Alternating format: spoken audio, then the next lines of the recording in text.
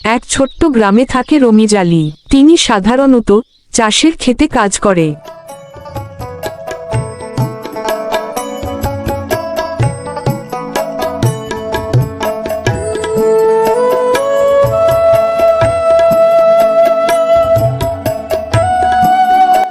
রমিজ আলী প্রত্যেক দিন কাজে যায়। তিনি অনেক পরিশ্রমী ছিলেন।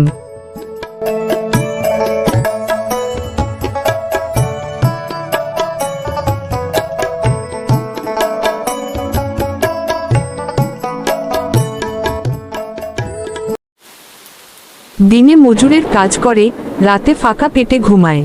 ঘরে তার বৃদ্ধ মা, অসুস্থ স্ত্রী আর দুই ছোট বাচ্চা। ভাঙা ঘরের ছাদ বৃষ্টিতে চুইয়ে পড়ে।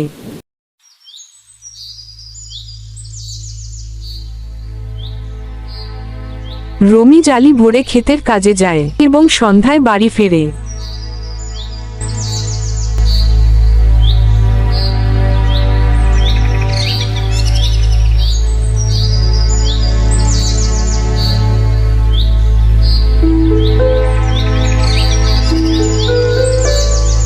সারাদিন রোদে কাজ করেও মজুরি পায় সামান্য।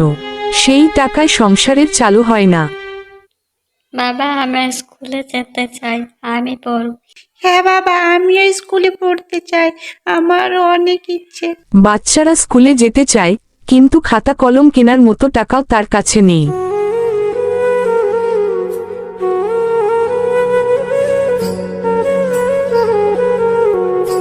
একদিন তার স্ত্রী হঠাৎ অসুস্থ হয়ে পড়ে। ওষুধ কেনার টাকা নেই। রমিজ আলী চারদিকে হাত পেতে ঘুরে বেড়ায়।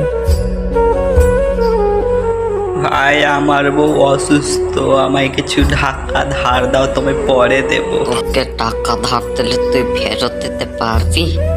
অপমান সহ্য করেও সে চুপ করে থাকে। অনেকে বলে ঋণ দিলে ফেরত দেবে কিভাবে। গ্রামে যখন কোনো উৎসব হয়, ধনী লোকেরা দান করে কিন্তু গরিবদের পাশে দাঁড়ায় না। রমিজ আলীর বাচ্চারা অন্যদের খেলনা দেখে কাঁদে।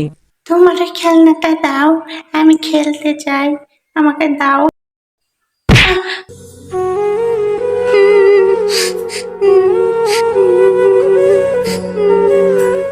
সমাজ তাদের দেখে কিন্তু সাহায্য করে না।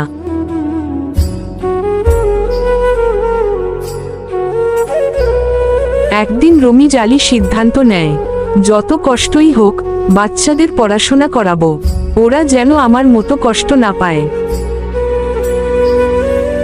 রাতে নিজে না খেয়ে বাচ্চাদের মুখে ভাত তুলে দেয়। টুকটাক কাজ করে কিছু টাকা জমাতে থাকে।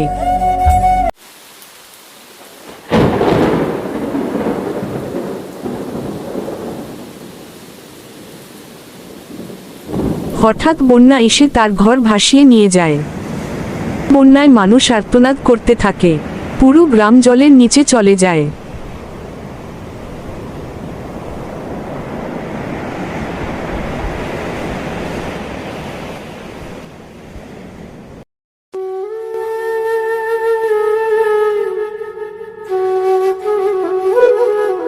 রমিজ আলী কোনোক্রমে তার বাচ্চাদের ও তার মাকে নিয়ে আসে ভেসে। সবকিছু হারিয়ে আবার শূন্য হাতে দাঁড়ায়। মা অসুস্থ হয়ে পড়ে, বাচ্চারা অনাহারে কাঁদে।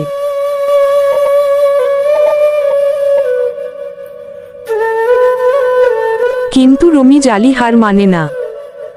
সেকেন্ড অনেক পরিশ্রম করতে থাকে।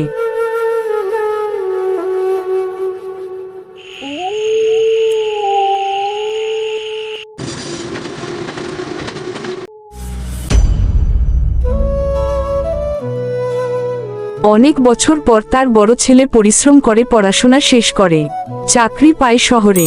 সংসারের অভাব কিছুটা ঘোচে।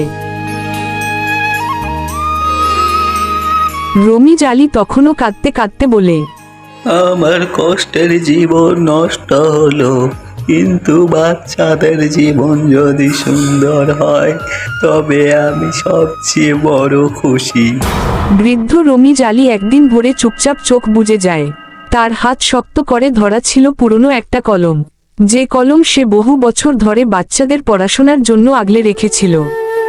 বাবা, ওঠো বাবা, বাবা। বাবা, তুমি আমাদের এভাবে ছেড়ে চলে যেতে পারো না। বাবা ওঠো, বাবা, বাবা। তার মৃত্যু হলেও তার প্রত্যাগী হয়ে থাকে পরিবারের শক্তি আর প্রেরণা। হাই বন্ধুরা, আমি হোসেন।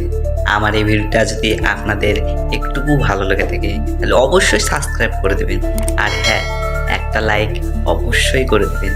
দেখা হচ্ছে এরকম আরও এক নেক্সট ভিডিও নিয়ে। ততক্ষণে ভালো থাকবেন।